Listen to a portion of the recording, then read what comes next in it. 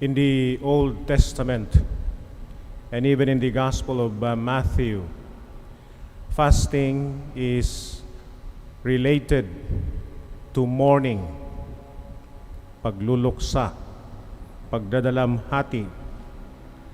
And the disciples of John were courteous, respectful of Jesus when they did not directly ask him what was his opinion on fasting, but they simply said, "Why do we and the Pharisees fast much, but your disciples do not fast?" In the Old Testament and in the Scriptures, God is compared to a bridegroom.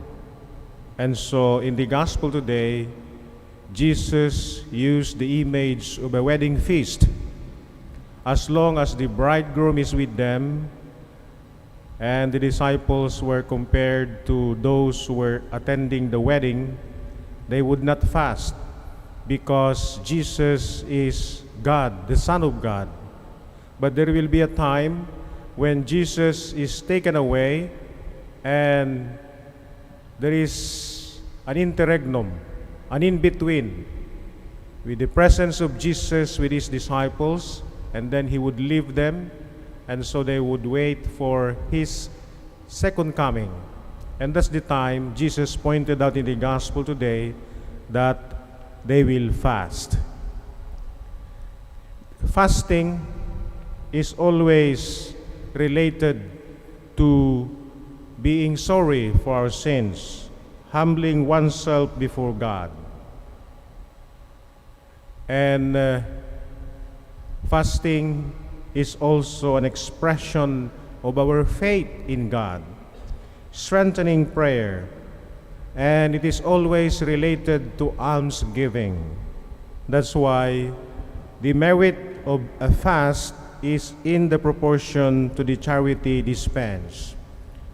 Malaala ko pa nung kami mga seminarista, kung merong mga nasalanta ng bagyo na malapit sa Divine Word Mission Seminary sa Tagaytay, ang ginagawa namin ay we forgo our soft drinks. We do not drink Coke or Sprite or Orange for a month.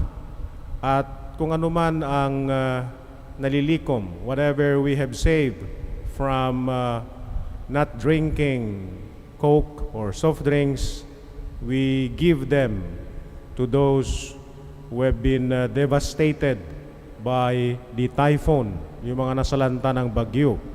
So that's the meaning of fasting. Pag-ayuno, pag-abstinensya, it is always related to doing something good towards your neighbor. That's why in the first reading today, the Lord, through the prophet Isaiah, was asking, what kind of fasting do you have? Then this is the kind of fasting that is acceptable to me, and I will answer your prayers, and I will be your guide and your protector if you follow this kind of fasting. And so the Lord said, releasing those bound unjustly, untying the thongs of the yoke, setting free the oppressed, breaking every yoke, sharing your bread with the hungry, sheltering the oppressed and the homeless, clothing the naked when you see them, and not turning your back on your own. That's the kind of fasting that the Lord wants from each and every one of us. And what is the consequence of this, or what is the effect of this? Then your light shall break forth like the dawn, and your wounds shall quickly be healed. Your vindication shall go before you, and the glory of the Lord shall be your rear guard.